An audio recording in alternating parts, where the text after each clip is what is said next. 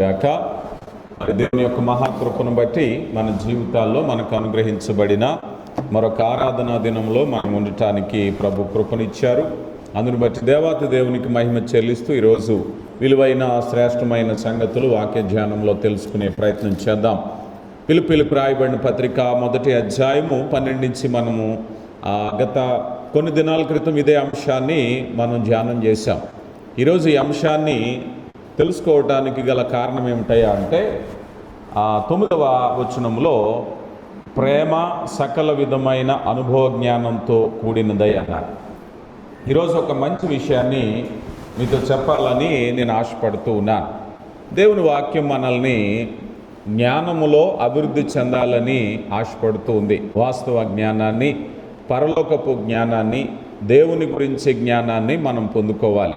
కానీ అపవాది ఆటంకపరుస్తూ ఉంటాడు. మనం నిజమైన సత్యాన్ని తెలుసుకోకుండా ఆటంకపరచటానికి ఏదో ఒక ప్రయత్నం చేస్తూ ఉంటాడు. అందుకని ఈరోజు ఈ భూమి మీద నివసించేటువంటి వారిలో అసలు ఎవరు వెర్రివారు, ఎవరు మూర్ఖులు, ఎవరు తెలివి తక్కువ వారు అనే అంశాన్ని గురించి మనం తెలుసుకునే ప్రయత్నం చేద్దాం. మేబీ మనలో ఎవరినైనా నీకు తెలివితేటలు లేవు, నువ్వు ఒక వెర్రివాడివి అన్నారనుకుందాం. ఆ వ్యక్తి కోపం తెచ్చుకుంటాడు. ఎవరిని తెలివైన వాళ్ళని అనాలి, ఎవరిని తెలివి తక్కువ వారిని అనాలి అని ఆలోచన చేస్తే బైబిల్లో కొన్ని కొలమానాలు ఇవ్వటం జరిగింది. ఎవరు తెలివైన వారు, ఎవరు తెలివి తక్కువ వారు అనే విషయాన్ని గురించి. ముఖ్యంగా ఈ విషయాలను గురించి మనం ఆలోచన చేసేటప్పుడు భూమి మీద తెలివి తక్కువ వారిని కొలవటానికి పారామీటర్స్ లేవు, కానీ తెలివైన వారిని కొలవటానికి పారామీటర్స్ ఉన్నాయి. అంటే ఎవరు ఐక్యూ పెద్దది అని ఒక గణాంకాలు చెప్తూ ఉంటాయి. వారి వారి ఐక్యూలను బట్టి వారి జ్ఞానవంతులు, తెలివైన వారు. మనకి భారతదేశంలో ఐక్యూ తెలివైన వారిలో గుర్తు చేసుకుంటే అంబేద్కర్ గారు ఉన్నతమైన స్థితిలో ఉంటారు. ఆయన ఐక్యూ చాలా ఎక్కువ అనమాట. వారు ఆ పారామీటర్స్లో, ఆ కొలమానంలో వారి వారి ఐక్యూలు, జ్ఞానవంతుల ఐక్యూలను కొలుస్తూ ఉంటారు. ఈరోజు మనం తెలివి తక్కువ వాళ్ళ ఐక్యూ కొలుద్దాం. అసలు దేన్ని బట్టి తెలివి తక్కువ వారు అంటారు, దేన్ని బట్టి వారు వెర్రివారు, మూర్ఖులు అంటారని బైబిల్ గ్రంథం చెప్తుందనే అంశాన్ని గురించి ఈరోజు మనం చూడబోతున్నాం. మీకు ఒక కథ చెప్తాను. ముందు ఒక యజమాని ఉన్నాడంట. ఆ యజమాని దగ్గర ఒక పనివాడు పనిచేస్తున్నాడు. ప్రతి పని చెడగొడుతున్నాడు. యజమానికి ప్రతిసారి కూడా కోపం తెస్తున్నాడు. కోపం తెస్తుంటే ఒకరోజు యజమాని ఎన్నో రోజులు తిట్టాడు, చిరాకు పడ్డాడు. ఒకరోజు ఇలా కాదని చెప్పి తన పనివాడిని పిలిచాడు. పనివాడిని పిలిచి, ఇదిగో నేను నీ చేతికి ఒక కర్ర ఇస్తున్నాను, ఈ కర్ర పట్టుకునే ఉండు. ఈ కర్ర ఎందుకు అని అంటే నువ్వు తెలివి తక్కువవాడు అని నేను గుర్తించటానికే. కానీ ఈ కర్ర ఎప్పుడు వదిలేస్తావో తెలుసా? నీకన్నా తెలివి తక్కువవాడు ఎవరైనా కనబడితే ఈ కర్ర అతనికి ఇచ్చేయి.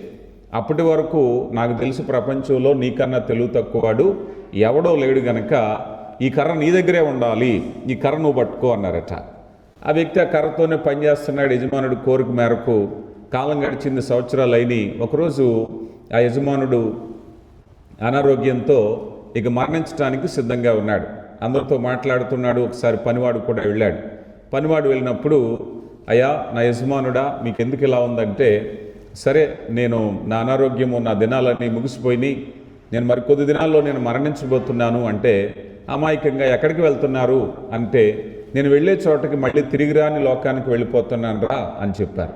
అప్పుడు ఆ పనివాడు అడిగాడు, మరి వెళ్ళే చోటకి మీరేమైనా సిద్ధపాటు చేసుకున్నారా, మీరేమైనా ఏర్పాట్లు చేసుకున్నారా అని అంటే, అప్పుడు అన్నాడట, ఇక వెళ్ళే చోటకి ఏర్పాట్లు ఏముంటాయి, భూమి మీద బతుకున్నంతసేపు కష్టపడ్డాం, ప్రయాసపడ్డాం, డబ్బు సంపాదించాం అని అంటే, అప్పుడు అన్నాడట, ఇప్పటి వరకు ఈ లోకంలో నేనే వెర్రివాడిని. ఎందుకనంటే మరణం తర్వాత జీవితం కోసం సిద్ధపాటు అనేది లేక, అవగాహన లేక ఉన్నటువంటి వ్యక్తిగా నిన్ను చూస్తుంటే నిజమైన వెర్రివాడు నీవే, ఇదిగో ఈ కర్ర తీసుకో అన్నాడట. అంటే వెర్రితనాన్ని గురించి ఆలోచన చేసినప్పుడు దేవుని గురించి జ్ఞానం ఎన్ని విషయాలు చెప్తుందో ఈరోజు మనం తెలుసుకునేటువంటి ప్రయత్నం చేద్దాం. ఒక్కొక్కటిగా మనం తెలుసుకునే ప్రయత్నం చేద్దాం. సుపరిచితమైన మాట 14వ సంకీర్తన 1వ చరణంలో ఒక మాట రాయబడి ఉంటుంది. మనందరికీ బాగా పరిచయమైన మాట. ఎవరైనా చదవండి. 14వ సంకీర్తన 1వ చరణం. దేవుడు లేడని బుద్ధిహీనులు తమ హృదయములో అనుకుందురు, వారు చెడిపోయిన వారు అసహ్య కార్యములు చేదురు, మేలు చేయవాడొకడు లేడు. ఇక్కడ చూస్తే బుద్ధిహీనులు, దేవుడు లేడనుకునేటువంటి వాడు ఎవరయ్యా అంటే బుద్ధిహీనుడు అన్నారు. ఇదే మాట మనం 53వ సంకీర్తన మొదటి చరణంలో కూడా మనం చూసినప్పుడు 53వ సంకీర్తన మొదటి చరణంలో కూడా దేవుడు లేడని బుద్ధిహీనులు తమ హృదయములలో అనుకుందురు అన్నారు. ఈరోజు నిజమైన వెరితనం ఏమిటి అనంటే, వాస్తవానికి లోకంలో చాలామంది శాస్త్రవేత్తలు, శాస్త్రజ్ఞులు, గొప్ప గొప్ప చదువుకునేటువంటి వారు కూడా దేవుని ఉనికిని లేదు అని చెప్పేవాళ్ళని మనం చాలామందిని మనం చూస్తూ ఉంటాం. కానీ వాస్తవానికి దేవుని వాక్యం చెప్పేటువంటి మాట ఏమిటయ్యా అంటే, నువ్వెంత చదువుకున్నా, ఎంత జ్ఞానమైనా, ఎంత శాస్త్రవేత్తమైనా, ఎంత గొప్ప వ్యక్తివైనా సరే దేవుడు లేడనే ఆలోచనకు నువ్వు వస్తే దేవుని వాక్యం చెప్తుంది మీరు బుద్ధి లేని వారే. బుద్ధిహీనత. ఈరోజు చాలామంది బుద్ధిహీనత అంటే తర్కంలో మనం చూసినప్పుడు దేవుడు ఉన్నాడా లేడా అని అంటే మీ అభిప్రాయం మీకు, నా అభిప్రాయం నాకు, ఎవరి పర్సెప్షన్స్ వాళ్ళకని చెప్పడానికి వీల్లేదు. ఎందుకంటే దేవుని యొక్క వాక్యం కూడా మనకి గుడ్డి విశ్వాసం ఏమి కలిగించట్లేదు.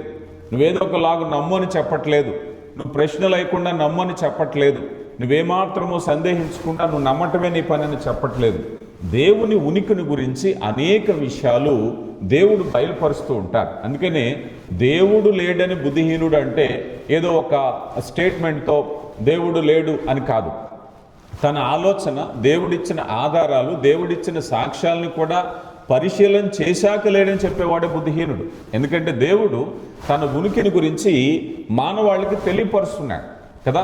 అదృశ్య దేవుడు, ఆత్మస్వరూపమైనటువంటి దేవుడు కేవలం నువ్వు నమ్ము అని చెప్పటమే కాదు, నమ్మటానికి అవసరమైన ఆధారాలు కూడా ఇస్తున్నారు. ఆధారాలు చూసిన తర్వాత నమ్మకపోని వాడిని ఏమంటారు? అప్పుడు ఖచ్చితంగా బుద్ధిహీనుడనే అంటారు.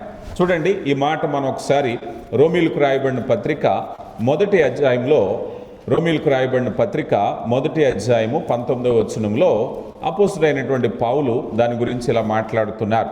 మొదటి అధ్యాయము 19వ వచనం, ఎందుకనగా దేవుని గురించి తెలియశక్యమైనదేదో అది వారి మధ్య విషదమై ఉన్నది. ప్రాక్టికల్గా, థియరిటికల్గా మన లోకంలో మనం చూసినప్పుడు దేవుని గూర్చినటువంటి సమాచారాన్ని దేవుడు ఇవ్వటానికి ఇష్టపడుతున్నాడు. అందుకే అంటున్నారు కదా, సత్యమైనదేదో అది వారి మధ్య విషదమైనది, దేవుడు అది వారికి విశదపరచను. దేవుడు తనను గూర్చి, తన ఉనికిని గురించి, తన ఎగ్జిస్టెన్స్ని గురించి మానవాళికి తెలియపరచటానికి ఇష్టపడుతున్నాడు. దేవుడు ఆ విధంగా తెలియపరచటం ద్వారా మానవుడు తెలుసుకోవాలి. అందుకే ఇప్పుడు దేవుడు ఉన్నాడా లేదా అనేటువంటిది నా ఆలోచన, నా ఉద్దేశం అని కాదు. దేవుడు విశదపరిచిన దానిని గ్రహించి తెలుసుకోవటం, దేవుడు విశదపరిచిన దానిని కూడా తెలుసుకుని అప్పుడు కూడా కాదంటే బుద్ధిహీనతే. ఇది సింగిల్ స్టేట్మెంట్ కాదు. దేవుడు ఉన్నాడా లేదా అని చెప్పేటువంటిది మన మనసులో పుట్టే ఆలోచన కాదు, నా అభిప్రాయము కాదు. ఎందుకంటే ఎవిడెన్సెస్, ఇక్కడ వాక్యాన్ని ఇంకా దిగువను మనం చూస్తే 20వ వచనం, ఆయన అదృశ్య లక్షణములు అనగా నిత్యశక్తియు దైవత్వమును జగత్తుత్పత్తి మొదలుకుని సృజించబడిన వస్తువులు ఆలోచించుట వలన తేటపడుచున్నవి. సృజించబడినటువంటి వస్తువులను ఆలోచించుట వలన. ఇప్పుడు ఏం చేయాలి? ఇప్పుడు వివేకం కలిగిన వాడు ఆలోచన చేయాలి. అయా, ఫలభరితమైన ఋతువులు ఎందుకు వస్తున్నాయి, కాలం ఏమిటి, సృష్టి ఏమిటి, గ్రహాలు ఏమిటి, మన చుట్టూ ఉన్నటువంటి పరిస్థితులు ఏమిటి అని సృజించబడిన వస్తువులను వివేచించుట వలన తేటబడుచున్నవి అన్నారు. సాధారణంగా మనం చూస్తూ ఉంటాం, మనం చాలా వరకు జీవ పరిణామ సిద్ధాంతాన్ని ఎక్కువగా నమ్ముతూ ఉంటారు. కొన్ని ప్రశ్నలకు సమాధానం ఉండదు. జీవ పరిణామ సిద్ధాంతమే నిజమైతే మానవుడు ఒకప్పుడు ఒకలాంటి వాడు, లేకపోతే కోతుల నుంచి వచ్చిన వాడు, మానవుడు అనాగరికంగా ఉండేవాడు అని తేటపడుతున్నాయి.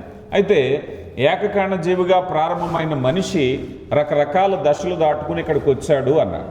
కానీ మానవ చరిత్రలో 1000 సంవత్సరాలకు పూర్వం మనిషిలాగే ఉన్నాడు. మనిషిలో ఎన్నో రకాలైనటువంటి అభివృద్ధి వచ్చాయి. వస్త్రాల్లో మార్పు వచ్చింది, ఆహారంలో మార్పు వచ్చింది, జీవన శైలిలో మార్పు వచ్చింది, వైద్యంలో మార్పు వచ్చింది, నిరంతరం మార్పు జరుగుతూనే ఉంది. కానీ మనతో ఉండేటువంటి ఇతర ప్రాణుల్ని మనం చూసినప్పుడు అవి 1000 సంవత్సరాలకు పూర్వం ఎలాగున్నాయో ఇప్పుడు అలాగే ఉన్నాయి కదా. కోతుల నుంచి మనిషి వస్తే ఇక కోతులు ఉండకూడదు కదా, కోతి రూపాంతరం చెంది మనిషి అయిపోయింది. మేబీ ఏదైనా ఒక చింపాంజీయో లేకపోతే యాప్ ఏదో ఒకటి అంటున్నారు. వీటి నుంచి మనిషి మారిపోయి మనిషి అయిపోతే ఆ తరం ఉండకూడదు. కానీ ఆ కోతులు అలాగే ఉంటున్నాయి, ఆ చింపాంజీలు అలాగే ఉంటున్నాయి, మనిషిలాగే ఉంటున్నాడు. మరి మిగిలినవి కూడా రూపాంతరం చెందట్లేదే అంటే జీవ పరిణామ సిద్ధాంతంలో చాలా ప్రశ్నలు ఉన్నాయి. కొన్ని ఆమోదయోగ్యంగా ఉన్నాయి, ప్రశ్నలుగానే మిగిలిపోయినాయి. అందుకని ఈ సృజించబడినటువంటి వస్తువులను ఆలోచించుట వలన జ్ఞానం ఏం చేస్తాడు? ఆలోచన చేయాలి. అందుకే బైబిల్ గ్రంథం నిన్ను కేవలము గుడ్డి విశ్వాసంలోకి నడిపించట్లేదు. ఇక్కడ ఏమని చెప్తున్నారు? ఇదిగో సృజించబడినటువంటి వస్తువులను ఆలోచించుట వలన, ఆలోచించు, నీ చుట్టూ జరిగే పరిణామాలను ఆలోచన చేయి. విత్తనం మొలకెత్తి జరిగేటువంటి ఆ సైకిల్ ఎలా జరుగుతుంది? వర్షము కురుస్తుంది, నదులు వస్తున్నాయి, కాలువల నుంచి నదుల నుంచి సముద్రము ఇంకా అలాగే బ్యాలెన్స్ చేస్తుంది. ఒక రోజా 2 రోజుల మనుషులు కట్టే డ్యాములు ఒక స్థాయి దాటిన తర్వాత ఏమంటారు? ప్రమాద హెచ్చరికలు జారీ చేస్తారు.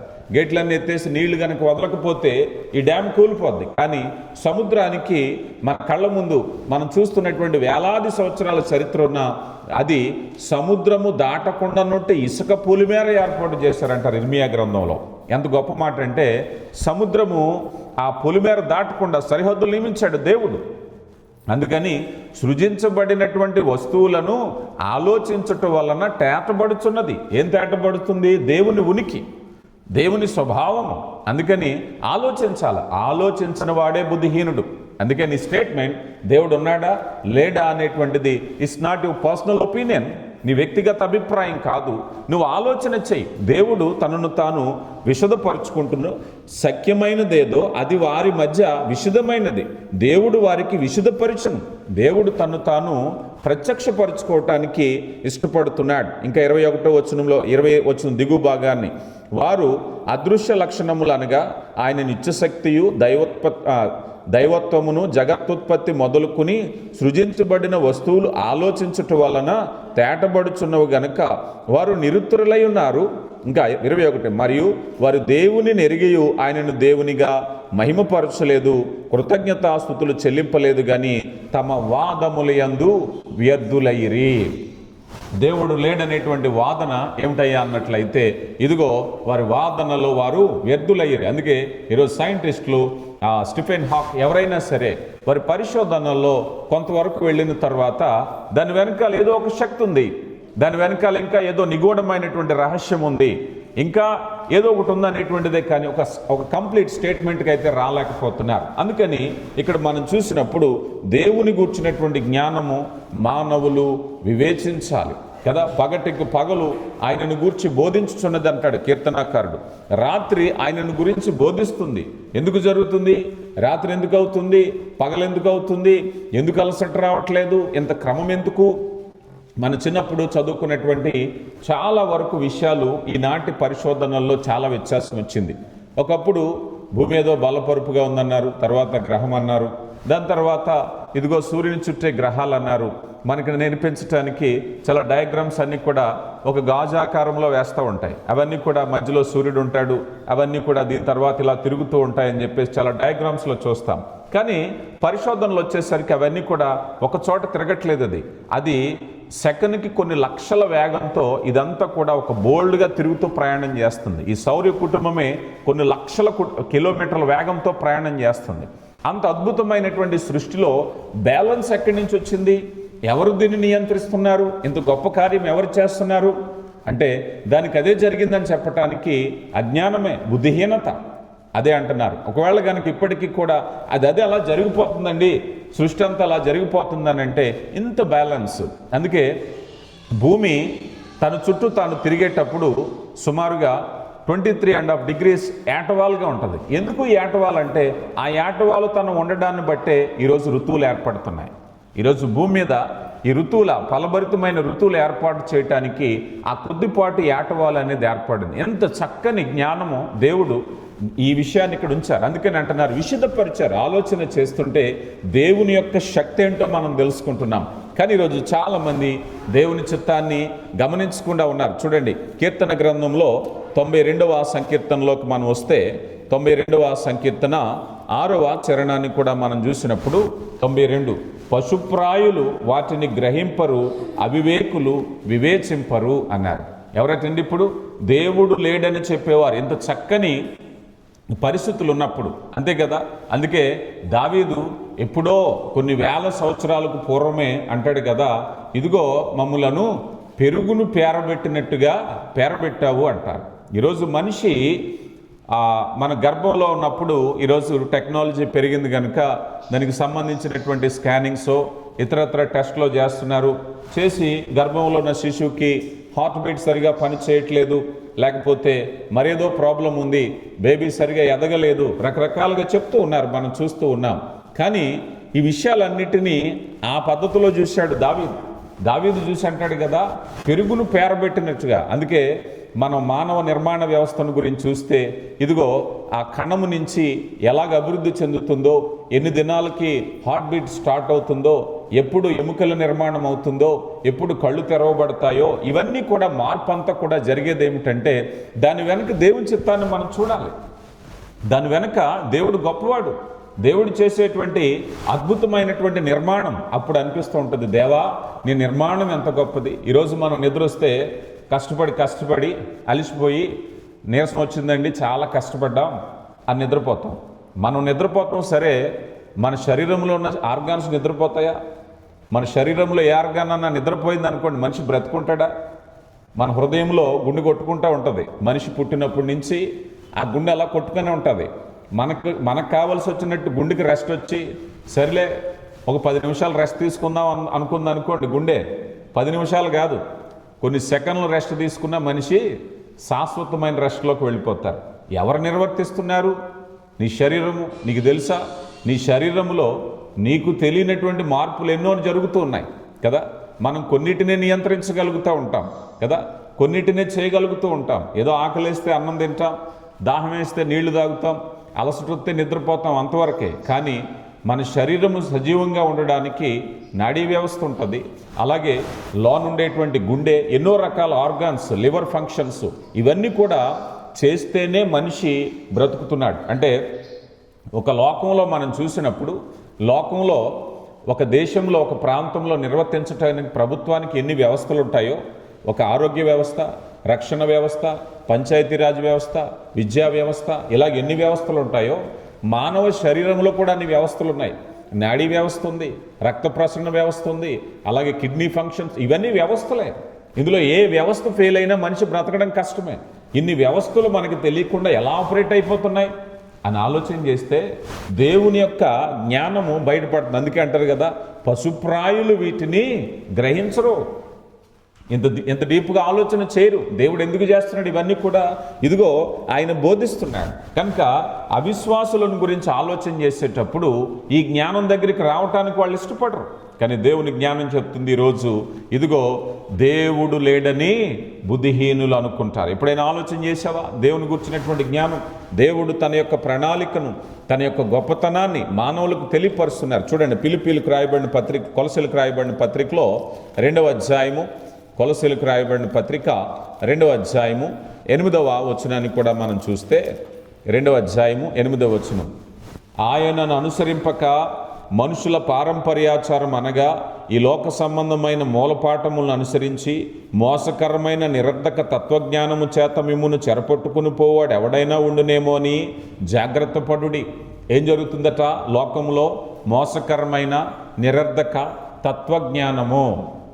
కొన్ని విషయాలు మోసకరమైన నిరర్ధక తత్వజ్ఞానం ఎలా ఉంటుందంటే యాప్ట్లీ కనెక్ట్ అవుతూ ఉంటుంది మనకి. అది ఇది నిజమే అనిపించే విధంగా ఉంటుంది. చూడండి, అందుకే కొన్నిసార్లు సోషల్ మీడియాలో మనం కొన్ని విషయాలు స్టేటస్లో పెడుతూ ఉంటారు. ఏదైనా పోస్ట్ చూసినప్పుడు అది మన జీవితానికో మనకో అది సమాంతరంగా ఉందనిపించినప్పుడు వెంటనే స్టేటస్ పెడతా ఉంటారు. ఇదిగో మేరీ నవ్వుతుంది, మన వాళ్ళ స్టేటస్లు కింగులు చాలామంది ఉన్నారు. యాక్చువల్గా status is biblical, it's wrong. ఎందుకో తెలుసా? స్టేటస్ అనేది తప్పుడు. ఎందుకనంటే నీ వ్యక్తిగత అభిప్రాయాన్ని ఎవరితో ఉన్నప్పుడు రహస్యంగా వాళ్ళతోనే మాట్లాడాలి. It's not a public, it's not a social. Okay, మాట వచ్చింది కనుక చెప్తున్నాను. అయితే ఇక్కడ ఈ విషయాన్ని గురించి ఎందుకు అనుకుంటున్నామంటే, ఈ విషయాన్ని గురించి ఆలోచన చేసినప్పుడు ఈ విషయాన్ని గురించి మనం జాగ్రత్తగా ఆలోచన చేసినప్పుడు మనం ఏదైనా నిరర్ధక తత్వజ్ఞానం అంటే ఏదైనా విషయాన్ని మనం ఆపాదించుకుంటాం. మేబీ ఏదైనా ఒక ఉదాహరణకి సోషల్ మీడియాలో ఏదైనా ఒక కన్నీటి గురించో, వ్యాధం గురించో, మోసాన్ని గురించో ఏదైనా ఒక పోస్ట్ చూసినప్పుడు దాన్ని మనం ఆపాదించేసుకుంటాం. దాన్ని మోసకరమైన నిరర్ధక తత్వజ్ఞానం అంటే జస్ట్ ఎన్ యూజ్లెస్, అది ఉపయోగకరమైంది కాదు, జస్ట్ ఎన్ యూజ్లెస్, మోసకరమైన నిరర్ధక తత్వజ్ఞానం. అంటే ఈ చిన్న ఎగ్జాంపుల్తో చెప్తూ ఎంతవరకు చెప్పొచ్చు అంటే మానవ జీవితం ఏమిటండి, మానవ జీవితం ఫలానాదండి, మానవ జీవితం ఉపయోగం లేదండి, మానవ జీవితం ఫలానా ఎన్నెన్నో చెప్తూ ఉంటారు. అంటే చాలామంది లైఫ్ డెఫినేషన్స్ చెప్పినప్పుడు మనకు అర్థమవుతూ ఉంటుంది. కానీ దేవుడు బాహాటంగా ప్రదర్శించుకున్నప్పుడు ఆ జ్ఞానాన్ని పట్టుకోమనం. ఆ జ్ఞానం మనకి దొరకదు. మనకు దొరికే జ్ఞానం ఏమిటి? మనకి ఏదో లోకంలో ఎవరో చెప్తూ ఉంటారు, ఏమండి ఇదిగో మనిషి పెడితే మంచి కోరతాడు, పెట్టకపోతే చావు కోరతారండి అనుకోండి, ఇదేదో బాగుంది అనుకుంటాం మనం, నిరర్ధక తత్వజ్ఞానం. బట్ నీవు దేవుని సృష్టిలో ఒక విలువైనటువంటి వ్యక్తివి, దేవుని సృష్టిలో ఒక ప్రత్యేకమైన వ్యక్తివి. ఆ ప్రత్యేకమైన వ్యక్తిగా నిన్ను సృజించిన దేవుడు నీ కొరకు ఏది బయలుపరిచారో తెలుసుకోవాలి కదా. నిన్ను డిఫైన్ చేయడానికి ఎవరు? మనుషులు ఎవరు? నిన్ను నిర్ణయించడానికి మనుషులు ఎవరు? సృష్టికర్త ఉన్నాడు. నిన్ను నిర్ణయించే సృష్టికర్త ఎవరు? దేవుడు. ఆయన నిర్ణయిస్తాడు నువ్వేమిటో, ఆయన ఏమిటో. నీ రిలేషన్ దేవునితో. మనం చాలా వరకు మోసకరమైన నిరర్ధక తత్వజ్ఞానం అని ఎందుకన్నామంటే, ఈ తత్వజ్ఞానం అనేది ఈ భూమి మీద నువ్వు బ్రతికినప్పుడు నీ ఆనందము, నీ సంతోషము, నీ బాధ, నీ దుఃఖము ఈ సర్కిల్లోనే ఉంటుంది. కానీ దేవుని జ్ఞానం వాటికి అతీతంగా నేర్పిస్తుంది. అక్కడ వరకు వెళ్లకుండా అంటున్నారు, మోసకరమైన తత్వజ్ఞానము చేత మిమ్మల్ని ఎవరైనా చెరపట్టుకుని పోదురేమో. ఏం చేస్తారటండి? మిమ్మల్ని దేవుని యొక్క చిత్తంలోంచి పక్కకు లాగేస్తారు. అప్పుడు ఐడియాలజీ తప్పిపోతుంది, మీ ఆలోచన విధానం తప్పిపోతుంది. అంటే మీరు కేవలం భూ సంబంధమైనటువంటి ఈ డొమైన్లోనే ఆలోచిస్తూ ఉంటారు, కానీ బయటకు రాలేకపోతూ ఉంటారు. అందుకని అలా చేసే ప్రమాదం ఏమిటయ్యా అంటే దేవుని గురించి ఆలోచించకుండా చేసేటువంటి, అదే అన్నారు బుద్ధిహీనత. దేవుడు లేదని ఎవరు అనుకుంటారండి? బుద్ధిహీనులు అనుకుంటారు. ఇంకా చూడండి దేవుని గురించి అపోస్తుల కార్యగ్రంథం 17వ అధ్యాయంలో అపోస్తుడైనటువంటి పౌలు అంటున్నారు కదా ఒక చక్కని మాట. అపోస్తుల కార్యగ్రంథం 17వ అధ్యాయము 22వ వచనాన్ని మనం చూసినట్లయితే,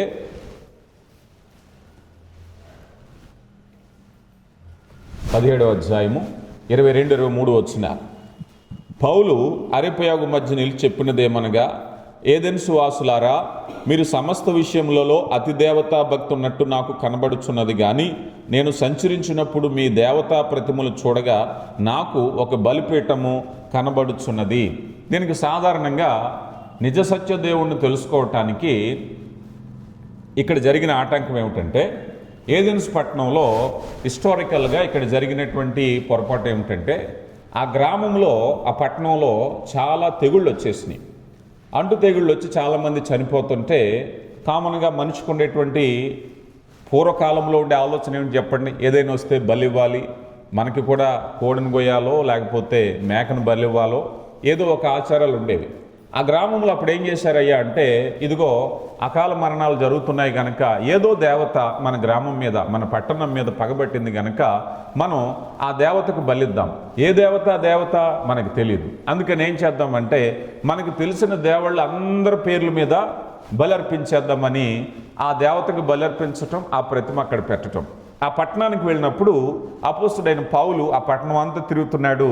ఒక్కొక్క ప్రతిమ కనిపిస్తుంది. ఆశ్చర్యపోయాడు. అంటే వారికి తెలిసిన ఎంతమంది దేవుళ్ళు, దేవతలు అనబడేవారు ఉన్నారో అన్ని ప్రతిమలు పెట్టేశారు. చివరికి ఒక ప్రతిమ దగ్గరికి వచ్చారు. అక్కడే ఆ ప్రతిమకి ఏం రాసిందో తెలుసా? తెలియబడని దేవుడు అని రాసిపడి ఉంది. ఎందుకు రాశారంటే, ఆ పట్టణస్తుల ఆలోచన ఏమిటంటే, ఇన్ కేస్ ఇంకా ఎవరైనా బ్యాలెన్స్ ఉంటే, ఇన్ కేస్ ఇంకా మాకు తెలియని వాళ్ళు ఎవరైనా ఉంటే దాన్ని బ్లాంక్లో పెడదాం అని ఒక ప్రతిమ పెట్టి, అదే బ్లాంక్.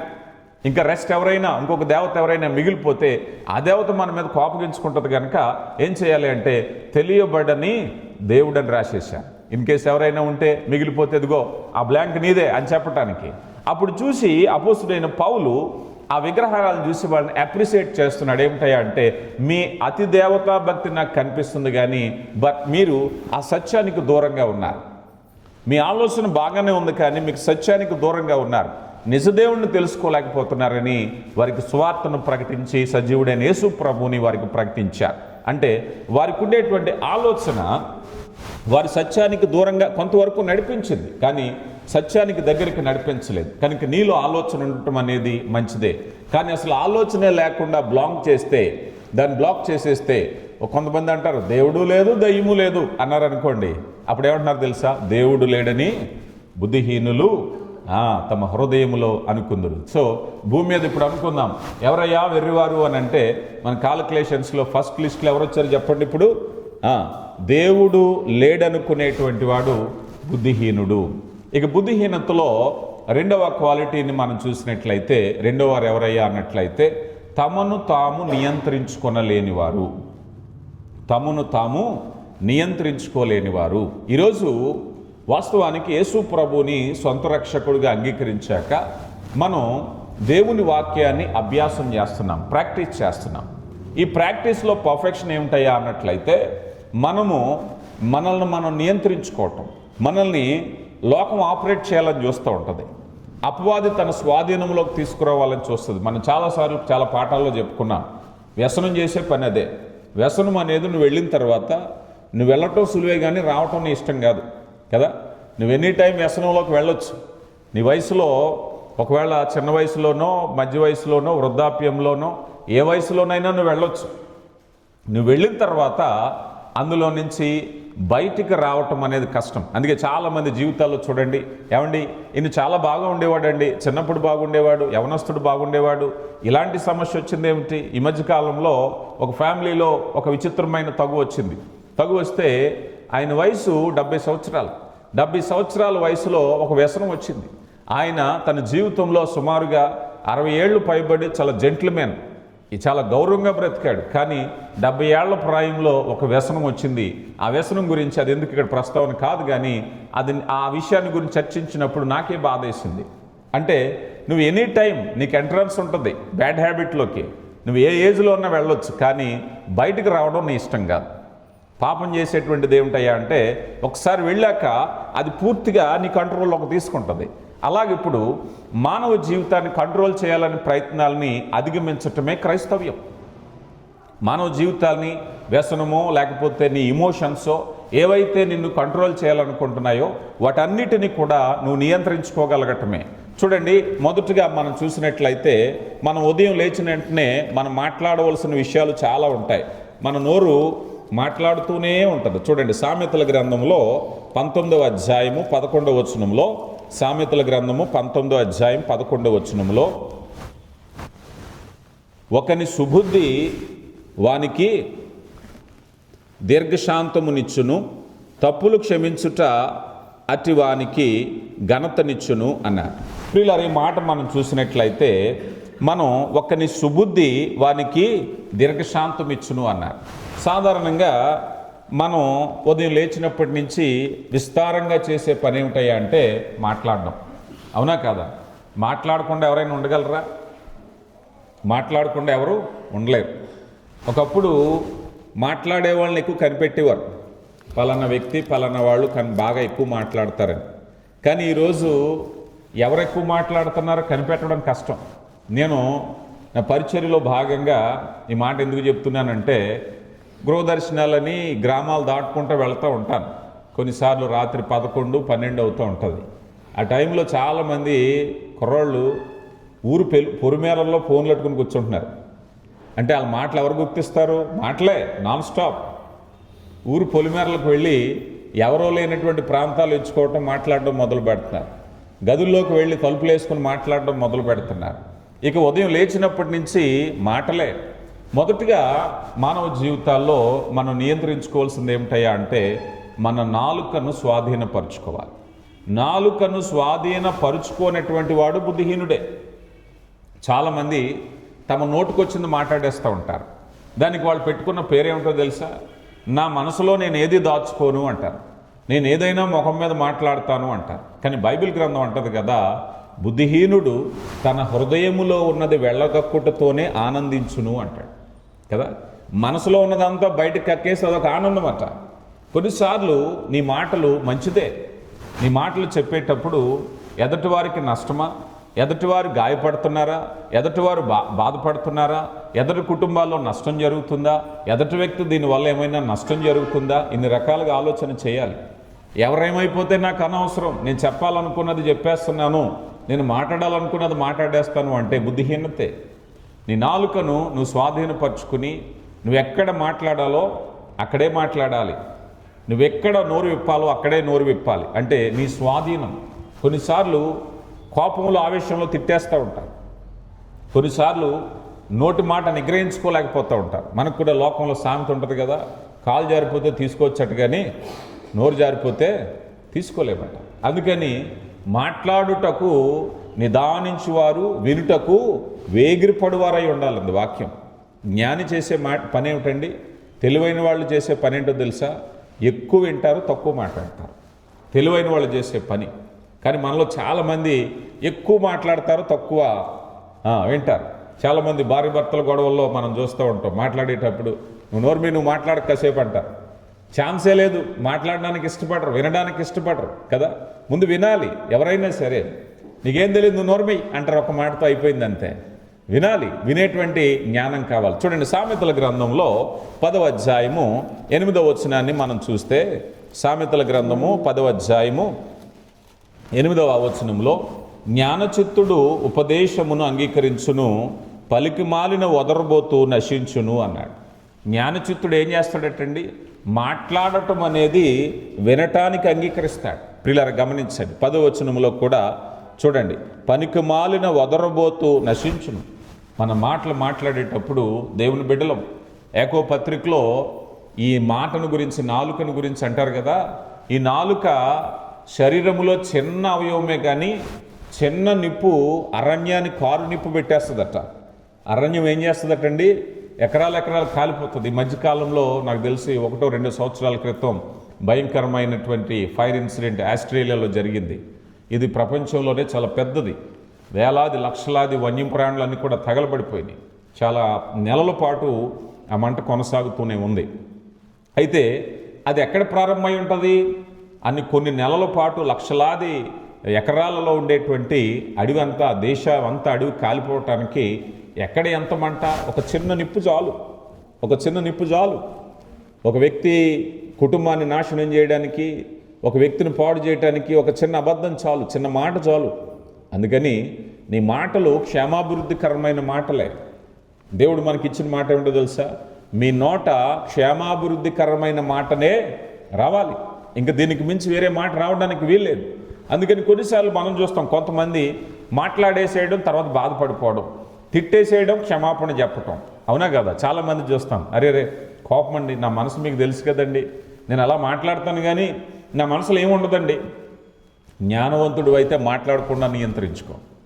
మాట్లాడిన తర్వాత క్షమాపణ చెప్పడం కాదు, మాట్లాడిన తర్వాత బ్రతిమాలుకోవడం కాదు. ఎందుకనంటే దేవుని వాక్యం చెప్పేది ఏమిటయా అంటే, నిన్ను నువ్వు స్వాధీనపరచుకోవాలి. ఈరోజు లోకంలో ఉన్నవారిలాగా ఇష్టానుసారంగా మాట్లాడడానికి, ఎడాపెడా మాట్లాడడానికి మనం అనుమతి లేదు. దేవుని చిత్తంలో దేవుని చేత పిలువబడిన వారుగా మనలో ఉండేటువంటి స్పెషాలిటీ ఏంటయ్యా అంటే, మేము మా యొక్క వాక్కును, మా నాలుకను స్వాధీనపరచుకోగలం. మనం చూస్తాం, యాకోబు పత్రికలో అంటారు కదా, మృగ పక్షి ఈ జలచరములన్నీ కూడా నరుని చేత సాధు అయినాయి అట, అన్నీ కూడా సాధు చేశాడు. ఈ మధ్య ఎక్కడో వీడియోలో చూశాను, ఈ చేపని ఒక ఆయన ట్రైనింగ్ ఇచ్చాడు. ఆ చెరువులో చేప ఆయన మేత పెట్టడానికి వెళ్తే ఆ చేప ఎక్కడి నుంచో పరిగెత్తుకుని అక్కడ ఈదుకుంటా లోన్ నుంచి వచ్చింది, ఆ మేత తింది, ఆయనతో మాట్లాడింది, కాసేపు ఇలా చేతితో ఆడుకున్నాడు, మళ్ళీ వెళ్ళిపోయింది. పిలిస్తే వస్తుంది చేప. విచిత్రం, అలికిడి తగిలితే చేప పారిపోతుంది. కానీ దాన్ని అంతగా ట్రైనప్ చేశాడు. దేవుని వాక్యం చెప్తుంది, అన్నీ నువ్వు సాధన చేసుకోగలవు, అన్నీ సాధన చేయగలవు, కానీ నీ మాటను, నీ నాలుకను నువ్వు సాధు చేయలేవు. రైట్. చాలామంది మాట అని బాధపడే వాళ్ళని చూస్తాను. కొంతమంది మాట అని కుటుంబాలు దూరం అయిపోయిన తర్వాత సంవత్సరాల తరబడి బాధపడి, అరే ఆ రోజు నేను ఆ మాట అనకుండా ఉంటే బాగుండేదే అని బాధపడే వాళ్ళని ఎంతోమంది చూస్తాం. కానీ దేవుని వాక్యం చెప్పేది ఏంటో తెలుసా? ఇదిగో నీ మాటను నువ్వు స్వాధీనపరుచుకోవాలి. మూర్ఖపు మాటలు రాకుండా స్వాధీనపరుచుకోవాలి. నీ నోట మోసపూరితమైన మాటలు రాకుండా స్వాధీనపరుచుకోవాలి. చూడండి 18వ వచనంలో, 18వ వచనం, సామెతల గ్రంథం 10:18, అంతరంగమున పగ ఉంచుకున్నవాడు అబద్ధికుడు, కొండెము ప్రచారము చేయవాడు బుద్ధిహీనుడు కదా.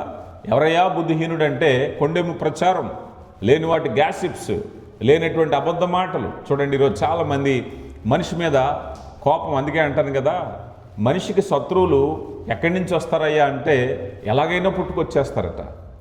మనిషికి శత్రువులు రావటం అనేది పెద్ద కష్టం కాదు. నువ్వు తర్వాత ఎంత బాధపడినా, నువ్వు ఎవరికైనా చెడ్డ చేసినా చెడ్డ చేయకపోయినా నీకు శత్రువులు ఉంటారు. మనకు తెలిసి ఫ్యాక్షనిస్టులకో పెద్ద పెద్ద నేరాలు చేసిన వాళ్ళకో శత్రువులు ఉంటారనుకుంటాం. మన బ్రతుకు మనం బ్రతికినా శత్రువులే ఉంటారు. మన సంపాదన మనం సంపాదించుకున్నా శత్రువులే ఉంటారు. గౌరవంగా బ్రతికినా శత్రువులే ఉంటారు. అసూయ నుంచి పుట్టే శత్రువులు ఉంటారు. ఈర్ష్య నుంచి పుట్టే శత్రువులు ఉంటారు. ద్వేషం నుంచి పుట్టే శత్రువులు ఉంటారు. కొన్నిసార్లు మనకు అనిపిస్తుంది, నా గురించి చెడ్డ చెప్పడానికి ఆ మనిషికి ఎందుకు వచ్చింది ఈర్ష్య? నేను ఏ నేరం చేయలేదు, నా గురించి చెడ్డ చెప్పటమే ఉంది. ఈర్ష్య నుంచి వచ్చింది అదంతా. అది ఆ ఈర్ష్య నుంచి, అసూయ నుంచి వచ్చిన మాటలు ఎంతోమంది. అందుకని వాక్యం చెప్పేది ఏమిటయ్యా అంటే, అలా ప్రవర్తించే వారందరూ కూడా ఎవరటండి, ఇదిగో బుద్ధిహీనులే. కలహము రేపు మాటలు, కొంతమంది కలహాలు, ఇద్దరి మధ్య గొడవ పెట్టాలంటే 2 నిమిషాలు, భార్య భర్తల మధ్య గొడవ పెట్టాలంటే 2 నిమిషాలు. కొన్నిసార్లు విచిత్రం అనిపిస్తుంది, వారి మధ్య వివాదం పెట్టడానికి నీకు పని ఏమిటి? అసలు నీకు సంబంధం లేని విషయం. ఈ మనిషికి వాళ్ళు నవ్వుతూ మాట్లాడుకోవడం ఇష్టం లేదు, వాళ్ళు సంతోషంగా ఉండడం ఇష్టం లేదు, వాళ్ళు కలిసి ఉండడం ఇష్టం లేదు. మనుషులు ఎవరయ్యా? బుద్ధిహీనుడు. వాక్యం చెప్తుంది చూడండి, సామెతల గ్రంథం 18వ అధ్యాయము 6వ వచనాన్ని మనం చూస్తే, 6వ వచనంలో అంటారు కదా, బుద్ధిహీనులు పెదవులు కలహమునకు సిద్ధముగా ఉన్నవి, నోరిప్పితే జగడమే. ఏమండి, బుద్ధిహీనుని యొక్క పెదవులు దేనికున్నాయట? కలహానికి సిద్ధంగా ఉన్నాయట. నోరు విప్పితే జగడమే, దెబ్బలు కావాలనని వాడు కేకలు వేస్తున్నాడు. బుద్ధిహీనుని నోరు వారి నాశనము తెచ్చును, వారి పెదవులు వారి ప్రాణమునకు ఉరి తెచ్చును. కనుక ప్రియులారా, దేవుని వాక్యం చెప్తుంది, ఇదిగో నీ పెదవులను జాగ్రత్తగా కాచుకో. దేవుని యొక్క చిత్తంలో ఒకవేళ కనుక ఇష్టానుసారంగా మాట్లాడితే బుద్ధిహీనుడే. మూర్ఖపు మాటలు వస్తాయి, జగడాలు వస్తాయి, మోసపూరితమైన మాటలు వస్తాయి, వివాదాలు వస్తాయి, కలహాలు వస్తాయి. ఇందులో మనం నియంత్రించుకోవాల్సినటువంటిది మాట తీరే కాకుండా ఇంకొకటి ఉంది. అదేమిటయ్యా అంటే మనలో భావోద్వేగాలు. ఇది కూడా చాలా ఇంపార్టెంట్ విషయం. చూడండి, కొన్నిసార్లు కొన్ని చోట్లకు వెళ్ళినప్పుడు, నలుగురిలో వెళ్ళినప్పుడు, పెళ్ళిళ్ళకి వెళ్ళినప్పుడు, కొంతమందికి చుట్టూ ఉన్నప్పుడు అందరూ ఆనందంగా ఉన్నప్పుడు వీళ్ళ ముఖాలు మాడిపోయి ఉంటాయి. అందరూ నవ్వుతూ ఉంటారు, ఈ ముఖం ఫేస్ డల్గా ఉంటుంది. కొన్నిసార్లు కొంతమంది విచారంగా ఉన్న ప్రదేశం, ఏదో అనారోగ్యమో మరణమో ఏదో లాసో ఏదో జరిగితే పలకరించడానికో లేకపోతే విచారంలో వెళ్తే అందరూ విచారంగా ఉంటే ఒక ముఖం నవ్వుతూ ఉంటుంది. అంటే వీళ్ళకి బిహేవియర్ తెలీదు, భావోద్వేగాలు నియంత్రించుకోవడం తెలీదు కదా. అది ఎంత ప్రమాదకరం, బుద్ధిహీనతది. అందుకే అపోస్తలుడైన పౌలు అంటారు కదా, ఏడ్చువారితో ఏడువుడి, నవ్వువారితో నవ్వుడి. ఏడ్చే వాళ్ళ దగ్గరికి వెళ్ళి ఏం చేయాలండి? ఏడవాలి. నవ్వే వాళ్ళ దగ్గరికి వెళ్ళి నవ్వాలి. కానీ చాలామంది ఏం చేస్తారో తెలుసా, ఏడ్చే వాళ్ళ దగ్గరికి వెళ్ళి నవ్వుతారు, నవ్వే వాళ్ళ దగ్గరికి వెళ్ళి ఏడుస్తూ ఉంటారు. విచిత్రం. దేవుడు వాక్యం చెప్తుంది ఇక్కడ, నీ భావోద్వేగాలను నువ్వు నియంత్రించుకోవాలి. సామెతల గ్రంథం 12వ అధ్యాయము 16వ వచనాన్ని మనం చూస్తే 12:16లో, మూఢుడు కోపపడు నిమిషములోనే బయలుపడును, వివేకి నిందను వెల్లడిపరచక ఊరకుండెను. నీకెంత కోపం వచ్చినా వివేకైన వాడు ఏం చేస్తాడటండి? చాలా స్పష్టంగా చెప్తున్నారు, నీకు ఎంత వచ్చినప్పటికీ కూడా వెల్లడిపరచకుండా ఊరకుండాలి. అదే దేవునిలో మనం నేర్చుకునేటువంటి గొప్పతనం. నీ ఎమోషన్స్ని నువ్వెంతవరకు నియంత్రించగలవు, నీ ఎమోషన్స్ని ఎంతవరకు నువ్వు కంట్రోల్ చేసుకోగలవు. ఇదే దేవుని వాక్యం చెప్తుంది. ఇదిగో బుద్ధిహీనులు ఏం చేస్తారయ్యా అన్నట్లయితే, ఎదటివాడు ఎలా ఉన్నా సరే నేను ఎలా ఉన్నానది చెప్పేసేయాలి. బుద్ధిహీనత కదా. ఎదటివారు బాధలో ఉన్నారా, సంతోషంలో ఉన్నారా, దుఃఖంలో ఉన్నారా, ఈ మాట ఇప్పుడు చెప్పొచ్చా, చెప్పకూడదా, ఈ మాట మాట్లాడొచ్చా, మాట్లాడకూడదా, బుద్ధిహీనత. అవేమీ తెలీదు. ఎనీ టైం నేను చెప్పాలనుకున్నా చెప్పేస్తానంతే. ఇది సందర్భం కాదయ్యా, పర్వాలేదు, బుద్ధిహీనత. కానీ దేవుని వాక్యం చెప్తుంది, నీ ఇమోషన్స్, తర్వాత నీ శారీరక కోరికలు, వీటిని కూడా నియంత్రించుకోవాలి. కొంతమంది కోపం, కొంతమంది ఆవేశం, కొంతమంది మరేదో, కొంతమంది ఈరోజు మనం చూస్తూ ఉంటాం. నేను చెరసాల్లో సువార్త ప్రకటించడానికి వెళితే చాలామంది ఖైదీలు బాధపడేది ఏంటయ్యా అంటే, ఇదిగో మరణశిక్ష నేరాన్ని బట్టి ఇదిగో జీవిత ఖైదు వేస్తున్నారు. అరేరే, మీరు చూడటానికి మంచిగా ఉన్నారు, ఎందుకు మీరు హత్య చేయవలసిన పరిస్థితి వచ్చింది? లేదండి నాకు తెలియదు, నేనేదో కోపంతో నా భార్యను ఒక చెంప మీద కొట్టాను, ఆమె ఏదో రాతి మీద పడి చనిపోయింది, నా మీద హత్యానేరం కింద అరెస్ట్ చేశారు. అంటే నియంత్రించుకోలేకపోవటం, శరీరంలో పుట్టేటువంటి ఆ ఆవేశాన్ని, కోరికలను నియంత్రించుకోలేకపోవటం. ఈరోజు లోకం ఎంత భయంకరంగా ఉందయ్యా అంటే నియంత్రించుకోలేని స్థితి, బుద్ధిహీనత అంటుంది దేవుని వాక్యం. నీ కోరికలను నియంత్రించుకోలేకపోయినట్లయితే దాన్ని బుద్ధిహీనత. ఈ మధ్య ఎప్స్టైన్ ఫైల్స్ ప్రపంచాన్ని కుదిపేస్తున్నటువంటి ఒక సమాచారాన్ని మనం వింటున్నాం. అతను చాలా కుబేరుడు, చాలా తెలివైనవాడు, కానీ అతనికి అన్నున్నా కూడా వికృతమైనటువంటి కోరికలు ఉన్నాయి, అతనికి చెడ్డ కోరికలు ఉన్నాయి. ప్రపంచ కుబేరుడే, అతను సైగ చేస్తే దేశపు ప్రధానులు, ప్రెసిడెంట్లు కూడా అతను గౌరవించారు. అంత గొప్ప వ్యక్తే, కానీ అతను చేసిన పనులను బట్టి అతను బుద్ధిహీనుడైపోయాడు. నీకు ఎంత డబ్బున్నా, ఎంత జ్ఞానం ఉన్నా నియంత్రించుకోలేకపోతే, నీ కోరికలు నియంత్రించుకోలేకపోతే, నీ జీవితాన్ని పరిశుద్ధంగా ఉంచుకోకపోతే అదేమవుతుందయ్యా అంటే ఆ పరిస్థితి అనేటువంటిది ఇదిగో పాపానికి దారితీస్తుంది. అదే బుద్ధిహీనత. కనుక ప్రియులారా, ఇక్కడ మనం చూసినప్పుడు నియంత్రణతో కూడిన జీవితాన్ని దేవుడు మనకిచ్చారు. నీ మాటల్లో నియంత్రణ, నీ ఎమోషన్స్లో నియంత్రణ, నీ కోరికల్లో నియంత్రణ. ఒకవేళ ఆహారం గురించి కూడా మనం ఆలోచన చేస్తే, నువ్వు తిండిపోతివైన ఎడల నీ గొంతికకు కత్తి పెట్టుకోమన్నారు దేవుడు. వాక్యం చెప్తుంది, ఒక లిమిట్ దాటితే నీ శరీరానికి ప్రమాదమే, నీ ఆరోగ్యానికి ప్రమాదమే. దేనికైనా నియంత్రణ ఉండాలి. నువ్వు తినడానికి కూడా ఏం చేయాలటండి? నియంత్రణ ఉండాలి. ఎంత పడితే అంత నా ఇష్టం వచ్చింది అంటే నో ఛాన్స్. మన ఫుడ్లో ఇదిగో వీక్లీ షెడ్యూల్ ఉందా, డైలీ షెడ్యూల్ ఉందా, లేకపోతే మీట్ తినడంలో ఏమాత్రం షెడ్యూల్ నీకుంది? ఎందుకనంటే ప్రతిదీ కూడా వాక్యం చెప్తుంది, మితం, ప్రతిదీ కూడా నియంత్రణలో ఉండాలి అనేది. అలా నియంత్రణ లేనివారు బుద్ధిహీనులుగా మనం చూస్తున్నాం. ఇక మూడవదిగా మనం చూసినట్లయితే పాపములో ఆనందించే భయంకరమైన స్థితి. కొన్నిసార్లు కొన్ని విషయాల్లో ప్రమాదకరంగా ఉంటాయి. మన వాక్యంలో చూస్తాం, నీవు సిగ్గుపడవలసిన విషయములలో ఆనందించుచున్నావు అంట. దేంట్లో అండి? సిగ్గుపడవలసిన విషయాల్లో ఆనందించటం. ఈరోజు లోకంలో వ్యసనాల్లో ఉండేవారు అదేదో గొప్పగా చెప్తూ ఉంటారు. అవునా కదా? చెప్పండి. అయ్యా, ఇంత ఖరీదైన మద్యం బాటిల్ తాగాను, సిగ్గుపడే విషయమా, ఆనందించే విషయమా? కానీ చాలామంది గొప్పగా చెప్పుకుంటారు అది. అయ్యా, ఇదిగో ఫలానా నేను కాసినోవాకు వెళ్ళాను, ఇంత ఖర్చు అయింది. అది చాలామంది డబ్బు ఉండేవాళ్ళు వెళ్ళే హోటల్ అండి అది. బుద్ధిహీనత. నువ్వు అనుకుంటున్నావేమో సెలబ్రిటీ హోదాం అనుకుంటున్నావేమో. ఈరోజు రకరకాల పార్టీ కల్చర్స్ వచ్చినాయి. అయ్యా, ఫలానా పార్టీకి వెళ్ళాలంటే లక్షల రూపాయలు ఖర్చు పెట్టాలి, గొప్ప అనుకుంటున్నారు. దీనికి అందరూ కూడా గొప్ప గొప్ప వాళ్ళు వస్తారండి, సమాజంలో సెలబ్రిటీలు మాత్రమే వస్తారు. అయితే మాత్రం బుద్ధిహీనత. బుద్ధిహీనత యందు ఆనందించువాడు, పాపములో ఆనందించువాడు బుద్ధిహీనుడే.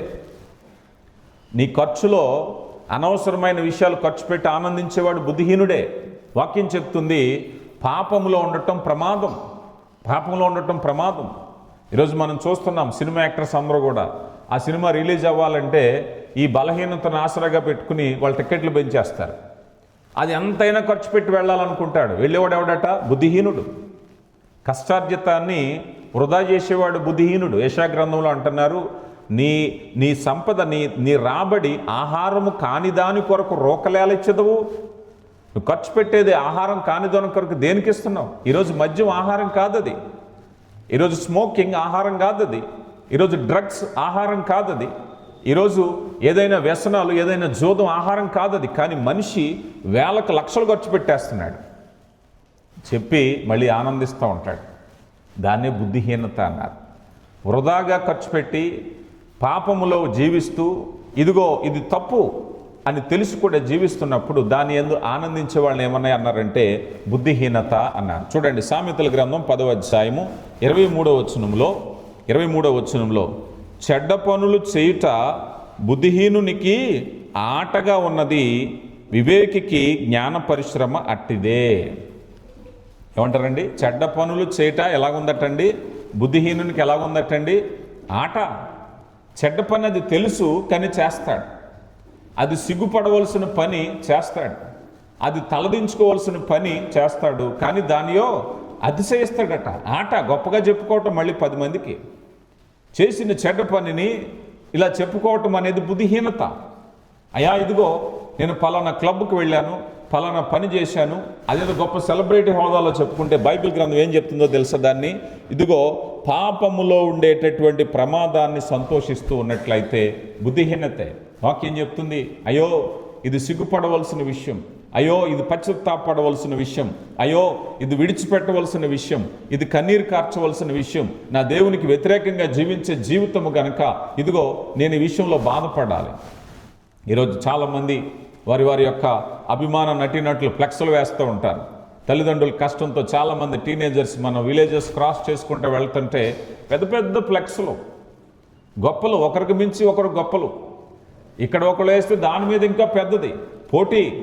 సిగ్గుపడాలా, పోటీ పడాలా? అది తల్లిదండ్రుల కష్టాన్ని తీసుకొచ్చి రూపాయి విలువ తెలియనప్పుడు ముక్కు ముఖం తెలియని అనాముకుడు ఆ నటుడు ఎంత గొప్పవాడైనా నువ్వెవరో నీకు తెలియదు, నీకు కష్టం వస్తే నేను పలకరించడం. నీ వరకు అతను గొప్పే కానీ వాస్తవానికి ఆలోచిస్తే నీ వరకు అతను ఒక అనామకుడు.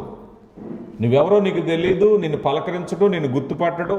కానీ గొప్పగా చెప్పుకుని ఇదిగో ఇన్ని వేల రూపాయలు పెట్టి మేము ఫ్లెక్స్ వేసామని చెప్పుకుంటారు. దాన్ని ఏమన్నారంటే ఒకటే మాట, బుద్ధిహీనత. బుద్ధిహీనత. అది సిగ్గుపడవలసిన విషయం, అది దుఃఖపడవలసిన విషయం. నీ సమయాన్ని ఎక్కడ సంతోషపడుతున్నావు? అయ్యా పలానా చోట, ఇదిగో పలానా చోట మేము ఎంజాయ్ చేశాం, ఇదిగో పలానా బీచ్లకు వెళ్ళాం, పలానా చోట్లకు వెళ్ళాం. ఏదైనా సిగ్గుపడవలసిన విషయం. పాపము సిగ్గుపడవలసిన విషయం. కానీ బుద్ధిహీనునికి ఎలా ఉందట? అది ఆటగా ఉందట, ఆటగా ఉంది. ఈరోజు చాలామంది వివిధ ప్రదేశాలకు వెళ్ళిపోతున్నారు, ఎక్కడికి పడితే అక్కడికి వెళ్ళిపోతున్నారు. ఎంత సంతోషమో! తినుము తాగుము సుఖించుమన్నది. అందుకే బైబిల్ గ్రంథంలో ఆ తినుము తాగుము సుఖించుము అనేటటువంటి వ్యక్తిని దేవుడు ఏమని పిలిచాడు తెలుసా? వెర్రివాడా, బుద్ధిహీనుడా, ఈ ప్రాణం తీసుకుంటున్నాను. ఈరోజు మనం కూడా అలా ఉంటే బుద్ధిహీనత అన్నారు. హెబ్రీయులకు రాయబడిన పత్రికలో అపోస్తులైన పౌలు ఈ విషయాన్ని గురించి 11వ అధ్యాయంలో, హెబ్రీయులకు రాయబడిన పత్రిక 11వ అధ్యాయం 25వ వచనములో అంటున్నారు, 26, 24. మోషే పెద్దవాడైనప్పుడు విశ్వాసమును బట్టి ఐగుప్తు ధనము కంటే క్రీస్తు విషయమైన గొప్ప నింద భాగ్యమని ఎంచుకుని అల్పకాల పాప భోగము అనుభవించుట కంటే దేవుని ప్రజలతో శ్రమ అనుభవించుట మేలని తలిచి. పిల్లలు గమనించండి, అల్పకాల పాప భోగముల యందు అతిశయిస్తే వాక్యం ఏం చెప్తుందయ్యా అన్నట్లయితే ఇదిగో ఇది పాపం. యేసేపు తన యజమానురాలు పాపము చేయమని ప్రోత్సహించినప్పుడు పారిపోయాడు. జ్ఞానం కలిగిన వాడు, సిగ్గుపడే విషయాలు యందు సిగ్గుపడ్డాడు. కనుక ప్రియులారా, పాపములో ఉండి అతిశయించేవాడు బుద్ధిహీనుడు. ఇక నాలుగవ అంశాన్ని మనం నేర్చుకుంటున్నాం. అదేమిటయ్యా అంటే తన దృష్టికి సరైంది అనుకునేవాడు. నాకు ఏదైతే కరెక్ట్ అదే కరెక్ట్, ప్రపంచం అంతా అంగీకరించాలి. మీ అందరికీ అర్థమయ్యేలా చెప్పాలంటే నేను పట్టుకున్న కుందేలుకి 3 కాళ్ళెక్క, మీరు ఎన్ని లెక్క పెట్టినా 3. అంటే అభిప్రాయాలు ఎలా ఉంటాయంటే మీకు అర్థం కావటానికి, మన అభిప్రాయాలు అవసరమైతే సరి చేసుకోవాలి. Right are wrong? మన అభిప్రాయాలు అన్నిసార్లు కరెక్ట్ కాకపోవచ్చు. నా పర్సెప్షన్ లేకపోతే నా ఆలోచన అన్నిసార్లు రైట్ అవ్వకపోవచ్చు. మనమేం జ్ఞానానికి అతిథులు ఏం కాదు. అవునంటారా కాదంటారా? మనం ఏదో ఒకటి అనుకున్నాం. ఉదాహరణకు అనుకుందాం, ఒక వ్యక్తి మంచోడు అనుకున్నాం. ఇంకా మంచోడని ఎప్పటికీ అలాగే ఏమో పద్ధతులు మారుతున్నాయి, పరిస్థితులు మారినాయేమో, సందర్భాలు మారినాయేమో. అలాగే మనం మన నిర్ణయాలు మార్చుకోవటానికి సిద్ధంగా లేకుండా నా అభిప్రాయానికి నేను అలాగే ఉన్నాను అని అంటే దాన్ని ఏమన్నారంటే బుద్ధిహీనత. సామెతల గ్రంథంలో 12వ అధ్యాయం ఒకసారి మరలా వస్తే, సామెతల గ్రంథము 12వ అధ్యాయము 15వ వచనాన్ని మనం చూస్తే, 12వ అధ్యాయం 15వ వచనం, మూఢుని మార్గము వాని దృష్టికి సరైనదే. నేను వెళ్ళే మార్గము సరైనదే. అబ్బాయి ఎక్కువ డబ్బులు పెట్టుకుంటున్నావేమో, మూర్ఖుడు వినడు. అబ్బాయి వృధా పోతున్నావేమో, వినడు. చెడు స్నేహమేమో, వినడు. మోసపోతున్నావేమో, వినడు. ఇది ఆరోగ్యానికి మంచిది కాదేమో, వినడు. మీరు చూడండి, ఎవరైనా ఏదైనా ఒక మద్యపానం అలవాటు ఉన్న వాళ్ళ దగ్గరికి వెళ్ళి నీ ఆరోగ్యం పాడైపోతుంది ఏదన్నా అన్నాం అనుకోండి, అంటే తాగిన వాళ్ళందరికీ అనారోగ్యాలు రావట్లేదా? తాగిన వాళ్ళందరూ 100 ఏళ్ళు బతికేస్తున్నారా? మా ఇంటి దగ్గర ఒక ఆయన ఉన్నాడు, ఏ చెడ్డ అలవాట్లు లేదు, చిన్న వయసులోనే హార్ట్ అటాక్ వచ్చి చనిపోయాడు. ఆ మాత్రం దానికి తాగకుండా ఎందుకు ఉండాలి? మూర్ఖత్వం. తినేమన్నారు? మూర్ఖత్వం. కేవలము వ్యసనం అనేది ప్రాణాలు నిలుపుకోవటానికే కాదు కదా. వ్యసనంలోకి వెళితే నువ్వు అనారోగ్యాన్ని పొందుతావు, ఒకటైతే ఆర్థికంగా నష్టపోతావు, గౌరవాన్ని కోల్పోతావు, నిగ్రహాన్ని కోల్పోతావు, కుటుంబంలో గౌరవ మర్యాదలు కోల్పోతావు. ఒక కారణంతో చూడలేం కదా, ఎన్నో కారణాలు ఉంటాయి. దాన్ని సామాజికంగా, ఆర్థికంగా, కుటుంబపరంగా, ఆరోగ్యపరంగా ఎన్నో రకాల విషయాలు ఉంటాయి ఒక వ్యసనంలో. వాటన్నిటినీ ఆలోచన చేయాలి, వాటన్నిటి మీద ఆలోచన చేసి నిర్ణయం తీసుకోవాలి. ఒక్క డైమెన్షన్లో తీసుకుని ఇదే కరెక్టు అని అనుకుంటే మూఢత్వము. కొన్నిసార్లు మన అభిప్రాయాలు మార్చుకోవాలి. వాక్యం మనల్ని గద్దించినప్పుడు చాలామంది జీవితాల్లో ఆత్మీయమైనటువంటి అంధకారంలో కూడా ఉంటారు. ఎందుకనంటే వారి వరకు వారి భక్తి సరైంది అనుకుంటారు. కానీ దేవుని వాక్యము నువ్వు ఇంకా మార్పు చెందాలి, ఇంకా ఎదగాలి, ఇంకా నువ్వు నలగొట్టబడాలి, ఎన్నో విషయాలు చెప్తూ ఉంటాయి. కానీ చాలామంది ఇప్పటికే మనకు బైబిల్లో తెలిసిపోయింది ఎక్కువ అనుకుంటారు. నా వరకు మై సెల్ఫ్, నేను ఈరోజు కూడా నిత్య విద్యార్థినే. దేవుని వాక్యం ఉంది, ఇంకా నేర్చుకోవాలి, ఇంకా వినాలి. అలాంటి ఆలోచన లేకపోతే ఇప్పుడు వరకు నేనేం తెలుసుకున్నానో దట్స్ ఎనఫ్ అనిగా నేను అనుకున్నాను అనుకోండి, నేను పెద్ద మూర్ఖుడినే. దేవుని వాక్యాన్ని నేర్చుకోవాలి. దేవుని వాక్యాన్ని లోతైన భావంలో, అంటే ఒక నిర్ణయంతో ఎప్పుడైనా నువ్వు ఆగిపోతే నా నిర్ణయమే కరెక్ట్ 100 మంది చెప్పినా వినరు. చాలామంది గమనించారా? చాలా ఇళ్లలో కొన్ని నిర్ణయాలు జరుగుతూ ఉంటాయి. ఆయనకి చెప్పలేమండి అంటారు, ఒకటే మాట. ఆయన ఒక నిర్ణయం తీసుకున్నాడండి, ఇంకెవరు చెప్పలేమండి. అది మంచో చెడ్డో మరేదో ఏదో ఒకటి. ఇలాంటి కలిగిన వారు దైవ సంబంధమైన జ్ఞానాన్ని నిరాకరిస్తారు, పెద్దల సలహాలు నిరాకరిస్తారు. ఈరోజు చూడండి, చాలామంది టీనేజర్స్కి పేరెంట్స్ అంటే ఇష్టం ఉండదు. టీనేజర్స్ దగ్గర మీరు చూడండి, ఈ యూత్లో ఉండే వాళ్ళకి ఒక 2 గ్రూప్స్ ఉంటాయి. ఒకటి పేరెంట్స్ గ్రూప్స్, 2 స్నేహితుల గ్రూపు. పేరెంట్స్ గ్రూప్ ప్రతిదానికి బ్రేక్ వేస్తూ ఉంటారు ఏదైనా చేస్తే. ఈ ఫ్రెండ్స్ గ్రూప్ ఏం చేస్తారో తెలుసా? ఏదంటే చేసేయడమే, ఇక బ్రేకులు ఉండవు. పేరెంట్స్ గ్రూప్ బ్రేక్ వేస్తారు, అందుకు నచ్చదు వీళ్ళకి. ఏదైనా ఒక నిర్ణయానికి వచ్చి, ఇదిగో ఇందాకే నాకు ఒక సహోదరి ఫోన్ చేశారు. ఫోన్ చేసి వారి కుమారుడు వారు కష్టపడి ఏదో 1 ఎకరం పొలం సంపాదించుకున్నారు. ఆ ఎకరం పొలం అనేది రేటు పెరిగిందంటే బాగుంది. ఇప్పుడు ఆ కుమారుడు ఏదో చదువుకున్నాడు కాస్తో కోస్తో. ఇప్పుడు తన పట్టుదల ఏంటంటే తల్లిని అడుగుతున్నాడు, ఆ ఎకరం పొలం అమ్మేసి డబ్బులు ఇస్తే నేను వ్యాపారం చేస్తాను. ఇప్పుడు ఎవరు చెప్పినా వినట్లేదు. నేను మాట్లాడాను, నాయనా ఆస్తులు అమ్ముకుని వ్యాపారం చేయడం ఏమిటి? తప్పు కదా అది. ఏదో నువ్వు కొద్ది గొప్ప పెట్టుబడి పెట్టి దానికి నీ శ్రమను జోడించి దానికి నీ తెలివితేటలు జోడించి చేసేది వ్యాపారం. కానీ టేబుల్ దగ్గర కూర్చుని డబ్బులు లెక్క పెట్టడం ఆ వ్యాపారం అంటే? వ్యాపారంలో డబ్బు ఒకటే మిక్స్ అవ్వదండి, వ్యాపారంలో మరి 2 ఉంటాయి. చాలామంది మర్చిపోతారు, మన యంగ్స్టర్స్ కూడా. వ్యాపారంలో 2. అందుకే తప్పిపోయిన కుమారుడు యొక్క కథనంలో మనం చూసినప్పుడు తండ్రిని ఏమంటాడో తెలుసా? నా ఆస్తి అంతా నాకు ఇస్తే ఏం చేస్తాడట? ఆస్తి పట్టుకెళ్ళి దూరదేశం వెళ్ళి వ్యాపారం చేసి సంపాదిస్తానన్నాడు. ఏం మిగిలింది? రొట్టెలు, ఆ పందులు తినేటువంటి పొట్టు తినడానికి వెళ్ళాడు. తినడానికి తిండి లేకుండా అయిపోయాడు. ఎందుకో తెలుసా? వ్యాపారం అనేది డబ్బు మాత్రమే కాదు, ఆస్తి అంతా ఇచ్చేయండి అని అంటే మిగలదు ఎప్పుడు కూడా. వ్యాపారం అంటే డబ్బు, తెలివితేటలు, శ్రమ 3 కలిస్తేనే వ్యాపారం. క్యాష్తో చేసేది కాదు వ్యాపారం. చాలామంది చేసే పొరపాటు ఇదే. చిన్న చిన్న స్టెప్స్ నుంచి ముందుకు వెళ్ళాలి వ్యాపారం అంటే. చాలామంది పెద్దవాళ్ళు పెద్ద నిర్ణయాలు తీసుకుని, నాకు ఈ మధ్యకాలంలో ఒక యవనస్తుడు మనకు తెలిసిన కుర్రోడే ఒక ఏరియాలో సుమారుగా ఒక పెద్ద హోటల్ ఒక 25 లక్షల రూపాయలు ఖర్చు పెట్టి తల్లిదండ్రులను పీడించి పెట్టాడు. 6 నెలలు తిరగకుండా కుటుంబం అంతా అప్పుల పాలైపోయారు. నేను చెప్పాను, నువ్వు నిజంగా నీకు హోటల్ బిజినెస్ ఉంటే నేను చెప్పాను, నువ్వు కర్రీ పాయింట్తో స్టార్ట్ చేయి. నువ్వు కర్రీ పాయింట్ నుంచి స్టార్ట్ చేయి. అప్పుడు తెలుస్తుంది నీకు. రోడ్ సైడ్ ఫుడ్ పెట్టుకో, నీకు తెలుస్తుంది, ఎక్స్పీరియన్స్ తెలుస్తుంది. అక్కడి నుంచి నువ్వు అంతకంతకు ఎదుగుతావు. అప్పుడు వాళ్ళు వినరు, మూర్ఖత్వం. ఇదిగో నాకు 25 లక్షలు పెట్టుబడి పెడితే నెలకి ఎంత వస్తుంది, ఇంత అనుకుంటారు. అంత సింపుల్గా ఉంటుంది ఆ లెక్క. వ్యాపారాలు అంత ఈజీగా ఉంటాయి. డబ్బు పెట్టేసి కూర్చుంటే డబ్బు వచ్చేయటానికి. ఈరోజు ఎలాంటి లోకంలో బ్రతుకుతున్నాం? చాలామందికి ఆ మూర్ఖత్వం. అందుకే పెద్దలు దేవుని జ్ఞానాన్ని నిరాకరించేటటువంటి మూర్ఖత్వంలో ఉంటారు. వాళ్ళు గర్వంతో ఉంటారు. ఈ గర్వం ఉన్నప్పుడు ఇంకా మాట్లాడడానికి అవకాశం లేదు.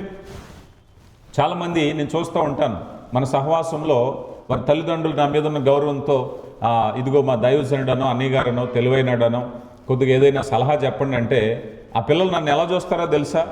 నువ్వు నాకు చెప్పొచ్చు అన్నాడు చూస్తారు వాళ్ళు. కనీసం రెస్పెక్ట్ ఎవరు? వాళ్ళ పిల్లలు. వాళ్ళ తల్లిదండ్రులకి నేను గొప్ప జ్ఞానం కలిగిన వాడిగా, అనుభవం కలిగిన వాడిగా ఉండొచ్చు. ఆ పిల్లలకు వచ్చేసరికి నువ్వేం చెప్పాలి అన్నట్టు చూస్తూ ఉంటారు. ఎందుకంటే గర్వం తలబట్టేసింది, బుద్ధిహీనత తలబట్టేసింది. ఇంకెవరు ఒపీనియన్స్ తీసుకోరు వాళ్ళకి. వాళ్ళు ఏదో అనుకున్నారు. చాలామంది యంగ్స్టర్స్ వివాహ విషయంలో కౌన్సిల్ చేస్తామా వినరక్క. దూరదృష్టితో ఆలోచించి ఇది వివాహం, ఇది లైఫ్లో బిగ్ డీల్, ఇది మామూలు విషయం కాదు, జాగ్రత్తగానంటే ఏ మాట వినరట. ఎందుకంటే మూర్ఖత్వం, ఉద్యోగ విషయంలో మూర్ఖత్వం, చదువు విషయంలో మూర్ఖత్వం, ఎన్ని చెప్పి వినరు. చదువుకోమంటే కొంతమంది చదువుకున్న వాళ్ళే బ్రతుకుతున్నారా, వితండవాదం. ఇలాంటి పరిస్థితులన్నిటిని ఏమన్నారయ్యా అన్నట్లయితే వారు చెప్పేటువంటిదంతా కూడా మూర్ఖత్వం. సామెతల గ్రంథము 26వ అధ్యాయము 5వ వచనాన్ని చూసి ముందుకు మనం వెళదాం. 26వ అధ్యాయము 5వ వచనం, వాని మూఢత చొప్పున మూర్ఖునికి ప్రత్యుత్తరమిమ్ము, అలాగూ చేయని ఎడలవాడు తన దృష్టికి తాను జ్ఞానిని అనుకొనును. ఏమనుకుంటాడట? కొంతమంది అంటారు, ఎప్పుడన్నా విన్నారా, నేను మాట్లాడితే ఇక్కడ ఎవడో నోరెప్పరంటారు. దాని అర్థం ఏంటి? జనమేమో వీడి నోట్లో నోరెడితే మంచిది కాదని ఆళ్ళాకపోతే ఈడనుకుంటాడు, నేను మాట్లాడితే ఎవడో అంటే తెలివైనోడు అనుకుంటాడు. మూర్ఖత్వం. కనుక మూర్ఖత్వం అనేటువంటి స్థితిలో ఉండేటువంటి వారు. దీంట్లో మరొక ప్రమాదం ఏమిటో తెలుసా? ముఖ్యమైన ప్రమాదం, దిద్దుబాటును అంగీకరించరు. మూర్ఖత్వం ఏమిటండి? దిద్దుబాటును అంగీకరించదు. సువార్తను అంగీకరించిన వారు మూర్ఖత్వం. ఈరోజు సువార్తను ఎందుకు అంగీకరించట్లేదు? సువార్తలో ఉండే లోపాలు ఏమున్నాయి? సువార్త తప్పేం బోధిస్తుంది? ఇవన్నీ నాకు అనవసరం, అవన్నీ నాకు అనవసరం, నేను విన్నంతే. ఒకటే మాట, ఈరోజు బైబిల్ని సువార్తను విరోధపరిచే వాళ్ళందరూ కూడా దేవుని గురించి బాగా అవసరం పట్టిన వాళ్ళ ఏబిసిడీలు తెలియదు వాళ్ళకి, బైబిల్ గురించి ఏం తెలియదు. కానీ బుర్రలో మూర్ఖత్వం ఉండిపోయింది. బైబిల్ అంటే, క్రైస్తవం అంటే, సువార్త అంటే ఏదో ఒక చెడ్డదని. నేను కొంతమంది చూస్తూ ఉంటాను, విలేజెస్లో సువార్త చెప్పడానికి వెళితే వాళ్ళు కొట్టడానికి, వాళ్ళ బూతులు తిట్టడానికి, వాళ్ళు షివరింగ్ వచ్చి ఊగిపోతూ ఉంటారు. అంత కష్టం నీకెందుకు వచ్చింది? బైబిల్ నీకు అంత అన్యాయం ఏం చేసింది? సువార్త వల్ల నష్టం ఏం జరిగింది? నీ మూర్ఖత్వం బుర్రలో అంతే. ఆ మూర్ఖత్వం వాళ్ళు 4-5 ఆపితే కానీ ఆగలేనంత ఇమోషన్లోకి వెళ్ళిపోతూ ఉంటారు. ఏం జరిగింది? నీకు అంత నష్టం ఏమిటి ఇప్పుడు? మూర్ఖత్వం. దిద్దుబాటు నీకు అసహ్యము. చూడండి, సామెతల గ్రంథం 17వ అధ్యాయము 10వ వచనాన్ని మనం చూస్తే 17వ అధ్యాయము 10వ వచనంలో అంటున్నారు, బుద్ధిహీనునికి 100 దెబ్బలు నాటునంతటి కంటే బుద్ధివంతునికి ఒక గద్దింపు మాట లోతుగా నాటును. 100 దెబ్బలు కొట్టినా ఏంటండి, కొరడా దెబ్బలు, అంతేనా కదా? చాలామంది మనం చూస్తాం, యంగ్స్టర్స్ అనకూడదు, ఏదో లవ్ మ్యారేజ్లు అంటూ ఉంటారు, తల్లిదండ్రులు కొడతా ఉంటారు, తిడతా ఉంటారు, ప్రాణం విసిగిపోయి. ఎన్ని చెప్పు మార్పు లేదు. మూర్ఖత్వం. ఎందుకు చెప్తున్నారో ఆలోచించని మూర్ఖత్వం, ఎందుకు బాధపడుతున్నారో చెప్పని మూర్ఖత్వం. చాలామంది స్టూడెంట్స్తో చెప్తూ ఉంటారు, పిల్లలకి తల్లిదండ్రులు ఎందుకు శత్రువు అవుతారో తెలుసా? నీ మేలు కోరి, నీ క్షేమం కోరి నీకు శత్రువు అవుతున్నారు అంతే. నువ్వు బాగుపడాలని నీకు శత్రువు అవుతున్నారు అంతే. తల్లిదండ్రుల్ని అసహించుకునే పిల్లలు బయలుదేరారు. ఎందుకంటే వాళ్ళ రెస్ట్రిక్షన్స్, వారి అడ్వైజెస్, వారి యొక్క ఆ డిసిప్లిన్ వీళ్ళకి నచ్చదు. ఎందుకు అవుతున్నాడు ఒక తండ్రి, ఒక తల్లి బిడ్డలకు శత్రువులు అవుతున్నారంటే నీ మేలు కోరి వాళ్ళ శత్రువులుగా మిగిలిపోతున్నారు. నీ మేలు కోరి నీకు వ్యతిరేకం అయిపోతున్నారు వాళ్ళు. మూర్ఖత్వాన్ని విడిచిపెడితే అయ్యో నా తల్లి, అయ్యో నా తండ్రి ఎందుకు బాధపడుతున్నారు, ఏం కలిసి వచ్చేదని ఆలోచిస్తే అప్పుడు తెలుస్తుంది. ఆ దిద్దుబాటులోకి వెళ్ళి ఆలోచన చేయాలి. అయ్యో నా తండ్రి, నా తల్లి ఎందుకు అంత వేదన పడుతున్నారంటే నా మేలు కోసమే కదా. ఏమైనా ఉందా? వారితో విరోధం తెచ్చుకోవటానికి, వాళ్ళ దగ్గర చెడ్డ అనిపించుకోవటానికి ఏదైనా ఒక కారణం ఉందా? వాళ్ళ మంచి తప్పించి దిద్దుబాటు ఆలోచన చేయకపోవటం మూర్ఖత్వం అనేటువంటిది. కనుక ప్రియులరా, మన యొక్క జీవితాల్లో ఆ మార్పు లేనటువంటి నిర్ణయాల్లోనికి వెళ్ళటం కూడా బుద్ధిహీనత. ఇక తర్వాత మరొక విషయాన్ని కూడా చెప్పాలి. అదేమిటయ్యా అంటే, సామెతల గ్రంథము 15వ అధ్యాయము 5వ వచనంలో, మూఢుడు తన తల్లిదండ్రుల శిక్షను తిరస్కరించును. ఇదే ఇప్పుడు దాకా మనం చెప్పుకున్నాం కదా. ఈ 5వ అంశం ఏమిటయ్యా అంటే, తల్లిదండ్రుల ఉపదేశాన్ని తిరస్కరించేవాడు. వాక్యము చాలా స్పష్టంగా చెప్తుంది, తల్లిదండ్రులను సన్మానించు అని. నువ్వు దీర్ఘాయుష్మంతుడు అగున్నట్టు ఏం చేయాలండి? ఎక్కువ లైఫ్ ఉండాలంటే ఈరోజు మనం చాలామంది చిన్నపిల్లల నుంచి పెద్దవాళ్ళ దాకా ఎక్కువ కాలం బ్రతకాలంటే యూట్యూబ్లో ఈ ఆకు తిను, ఆ కలం తిను, ఇది తిను, ఇది తినొద్దని యూట్యూబ్లో చాలా సందేశాలు వచ్చినాయి. అవునా కాదా? ఈ ఆకు తింటే 100 ఏళ్ళు బతుకుతారు, అది తింటే ఏదో జరుగుతుంది అని చెప్పేసి. కానీ దేవుని వాక్యం ఏం చెప్తుందో తెలుసా? నువ్వు దీర్ఘాయుష్మంతుడు అవ్వాలంటే తల్లిదండ్రులను సన్మానించాలి. Very clear statement. కానీ ఈరోజు భయంకరమైన స్థితి. తిమోతికి రాసిన 2వ పత్రిక 4వ అధ్యాయంలో, అంత్యకాలములలో, అపాయకరమైన కాలములలో వచ్చి ప్రజలు ఎలాంటి వారట? అనురాగరహితులు, తల్లిదండ్రుల మీద దయలేని వారు. ఎలాంటి తరం వస్తుందో తెలుసా? భయంకరమైనటువంటి తరం వస్తుంది. ఆల్రెడీ ఇప్పుడు రన్నింగ్లో ఉంది. వీళ్ళు ఏం చేస్తారయ్యా అంటే తల్లిదండ్రుల ఉపదేశాన్ని ధిక్కరించటం. జాగ్రత్త, తల్లిదండ్రులు నీ మేలు కొరకే. ఎందుకు నిన్ను విరోధపడుతున్నారు? చాలా సామెతల్లో నేను చెప్తూ ఉంటాను. తండ్రట, ఇందాక చెప్పాను, ఒక యవనస్తుడు కానీ యవనస్తులకు కానీ ఇద్దరు ఉంటారట పక్కన. ఈ ఇద్దరిని ఎలా డిఫైన్ చేయాలి అంటే, తండ్రి కొడుకుని అంటాడట, పోతావురా, నీ జీవితం నాశనం అయిపోద్దురా అంటానే మనసులో అభివృద్ధి కోరుకునేవాడు తండ్రి. పైకేమో నాశనం అయిపోతావు, పాడైపోతావు అంటాడు. కానీ తండ్రి మనసు అంతా ఎలా ఉంటుంది? అభివృద్ధి చెందాలని. కానీ చెడగొట్టే స్నేహితుడు ఏం చేస్తాడో తెలుసా? వాడి మనసులో వీడు పాడైపోవాలని ఉంటుంది, పైకి మాత్రం నువ్వు సూపరు, నిన్ను ఆపేవాళ్ళు లేరు, నీకన్నా అందగాళ్ళు లేరు, నీకన్నా తెలివైన వాళ్ళు లేరు, మీ నాన్న తెలివి తక్కువడు కనుక, కానీ లేకపోతే నీలాంటి కొడుకుంటే ఎంత ఆనందించాలంటూ ఉంటాడు. తండ్రి ఏమో, రే చదువుకోకపోతే పాడైపోతావు, నీ భవిష్యత్తు పాడైపోద్ది, నాశనం అయిపోతావు, రోడ్డు మీద పడిపోతావు అంటూ ఉంటాడు. కానీ తండ్రి మనసు అంతా ఏంటి? ఆడి పైకి రావాలి, పాడైపోతావు అని చెప్తూ అభివృద్ధిని కోరుకునేవాడు తండ్రి. స్నేహితుడు, ఇదిగో నువ్వు బాగుపడతావు అని చెప్తూ మనసులో చెడ్డను కోరుకునేవాడు. అందుకని తల్లిదండ్రుల ఉపదేశం అని బైబిల్ గ్రంథంలో నేను లిఖించటానికి గల కారణం ఏమిటయ్యా అంటే, ఒక వ్యక్తి, ఒక మనిషి, ఒక బాలుడే కానీ బాలుకే కానీ ప్రపంచంలో వారి అభివృద్ధి కోరుకునే వాళ్ళు ఎవరైనా ఉన్నారు అని అంటే తల్లిదండ్రుల తర్వాత ఎవరైనా. తల్లిదండ్రులు మాత్రమే బిడ్డల యొక్క స్వార్థము లేకుండా అభివృద్ధిని కోరుకుంటారు. ఇంకా వేరే వేరే రకరకాల అభిప్రాయాలు ఉంటాయి, కానీ తల్లిదండ్రులకు ఏ విధమైన ఎక్స్పెక్టేషన్స్ ఉండవు. ఎందుకనంటే వీళ్ళు పెద్ద అయ్యి మళ్ళీ డబ్బు సంపాదించి కాదు, ఏమో జనరేషన్స్లో వాళ్ళ ప్రాణాలు ఎప్పుడు పోతాయి. కానీ తల్లిదండ్రుల విషయంలో పిల్లలు బాగుండాలి, నిస్వార్థంగా వాళ్ళు బాగుంటే చాలు అనేటువంటి అభిప్రాయం కలిగిన వారు వాళ్ళే. అందుకని దేవుని వాక్యం ఎందుకంటే అంత నిస్వార్థంగా ఆలోచిస్తారు కనుక వాళ్ళని గౌరవించు, నీ జీవితం బాగుపడినట్టే. వాళ్ళని గౌరవిస్తే నీ జీవితం బాగుపడినట్టేకా.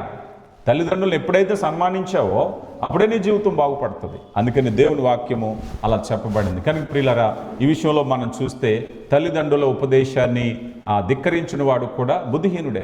చాలామంది తమ జీవితాలు పాడు చేసుకుని పెద్దయ్యాక వారి జీవితాంతం తలుచుకుంటూ ఉంటారు. ఆ రోజు మా నాన్న చెప్పిన మాట వినలేదు, ఆ రోజు మా అమ్మ చెప్పిన మాట వినలేదు. బుద్ధిహీనత. ఇక చివరిది మనం చూసినట్లయితే, ఇది చాలా ఇంపార్టెంట్ ఆత్మీయ సంగతి. బుద్ధిహీనులు ఎవరయ్యా అన్నట్లయితే, ఇందాక ప్రారంభంలో మనం చెప్పుకున్నాం, ఆత్మ సంబంధమైన సంగతులను వివేచించని వాడు కూడా బుద్ధిహీనుడే. ఇందాక మనం ఫస్ట్ కథలో ఒక మాట చెప్పుకున్నాం, చాలామంది ముందు రాలేదు. ఒక ధనవంతుడు ఉన్నాడు, ఆ ధనవంతుడికి ఒక పనివాడు ఉన్నాడు. ఈ పనివాడి దగ్గర ప్రతిసారి కూడా యజమానికి ఇబ్బంది కలిగించే పనులే చేస్తున్నాడు. అప్పుడు విసుగుపోయినటువంటి యజమానుడు ఏం చేశాడంటే, ప్రపంచంలో నీకన్నా బుద్ధిహీనుని పనిమాలో నేను ఎక్కడ చూడలేదు కనుక ఈ కర్ర నీకు ఇస్తున్నాను, కర్ర పట్టుకో. ఈ కర్ర నీ చేతిలో ఉంటే అర్థం ఏంటో తెలుసా? ప్రపంచంలో నీకన్నా తెలివి తక్కువడు ఎవడో లేడని. నువ్వు ఎప్పుడైనా నీకైనా తెలివి తక్కువని కనబడితే ఈ కర్ర తీసుకెళ్ళి అడిగి అన్నాడు. అలా కాలం గడిచింది. కొంతకాలానికి యజమానుడికి ఏదో అనారోగ్యం వచ్చింది, వృద్ధాప్యం వచ్చింది, చనిపోవడానికి సిద్ధంగా ఉన్నాడు. మంచం మీద అందరితో మాట్లాడుతున్నాడు. ఈ లోపల అక్కడికి తన దాసుడు కూడా వచ్చాడు, కర్ర పట్టుకుని పనివాడు. వచ్చాక, గురుగారు, అయ్యా మీరేం చేస్తున్నారంటే, నేను చనిపోతున్నాను రా, నేను వెళ్ళిపోతున్నానంటే, ఎక్కడికనంటే మళ్ళీ తిరిగి రాని లోకానికి వెళ్ళిపోతున్నాను అన్నాడు. అరేరే, మీరు ఎక్కడికైనా వెళితే నేను భోజనం ఇచ్చాను, బ్యాగ్ ఇచ్చాను, మరి అన్నీ సర్దుకున్నారంటే, ఒక పిచ్చోడా, సర్దుకునేది ఏమీ లేదు అన్నాడట. అప్పుడు అన్నాడు, మరణం తర్వాత జీవితం గురించి మీరు ఏ ఏర్పాటు లేదా అంటే, నాకు ఏ ఏర్పాటు లేదన్నారు. అప్పుడు కర్రదీసి, నాకన్నా తెలివి తక్కువ వాళ్ళు మీరేనండి. మరణం తర్వాత నిత్య జీవం గురించి ఆలోచించకపోతే మీకన్నా అమాయకులు, మీకన్నా వెరువారు లేరు. కనుక దేవుని వాక్యం చెప్తుంది, మనిషి భూమి మీద డబ్బు సంపాదించిన జ్ఞానవంతులు ఉన్నారు, మల్టీ మిలియనీర్స్ ఉన్నారు ఈరోజు, లేకపోతే పొలిటీషియన్స్ ఉన్నారు, వారి రంగాల్లో సక్సెస్ అయిన వాళ్ళు ఉన్నారు. వాళ్ళందరినీ జ్ఞానవంతులే అంటాం. కానీ దేవుని వాక్యం ఏం చెప్తుందో తెలుసా? క్రీస్తు లేని జీవితము వెరి జీవితమే.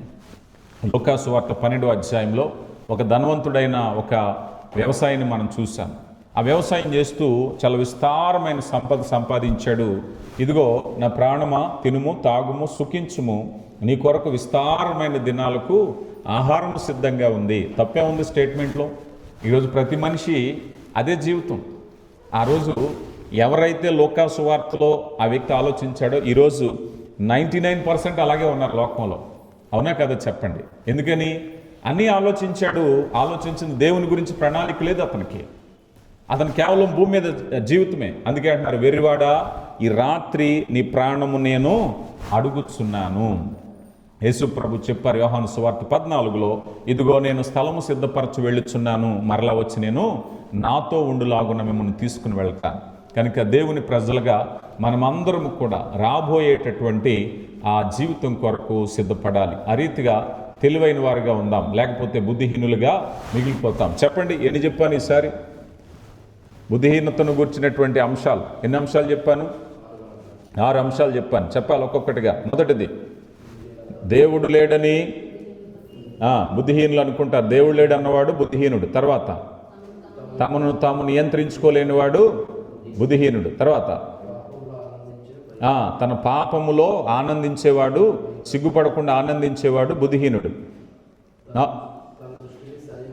తన దృష్టికి వాడు సరైనది అనుకుంటాడు, ఎవరు చెప్పింది విండు, తను ఏదనుకుంటే అదే, వాడు బుద్ధిహీనుడే. 5, తల్లిదండ్రుల ఉపదేశాన్ని అంగీకరించిన వాడు బుద్ధిహీనుడే. చివరిగా, ఆత్మ సంబంధమైన సిద్ధపాటు లేనివాడు కూడా బుద్ధిహీనుడే. దీన్ని బట్టి మనం ఆలోచించవచ్చు ఎవరు బుద్ధిహీనులని. ఎవరైనా బుద్ధిహీనులు అంటే ఎవరైనా ఒప్పుకుంటారా? ఎవరు ఒప్పుకోరు. అందుకని ఈ పాఠాన్ని బట్టి మనం జ్ఞానం కలిగి ఉన్నామా, బుద్ధిహీనులు మా తెలుసుకుందాం. ఒకవేళ కనుక బుద్ధిహీనులుగా ఉంటే ప్రభు చెప్తున్నాడు, ఇందాక అనుకున్నాం కదా, దిద్దుబాటును అంగీకరిస్తే నువ్వు జ్ఞానవంతుడివే. ఇప్పుడైనా సరి చేసుకోవడానికి దేవుడు అవకాశం ఇచ్చారు. అటు జ్ఞానాన్ని దేవుడు మనకు దయచేయునుగాక. ఆమేన్. శక్తివంతుడా, ప్రేమ కలిగిన దేవ, నిత్యుడగు తండ్రి, విత్తబడిన వర్తమానాన్ని మా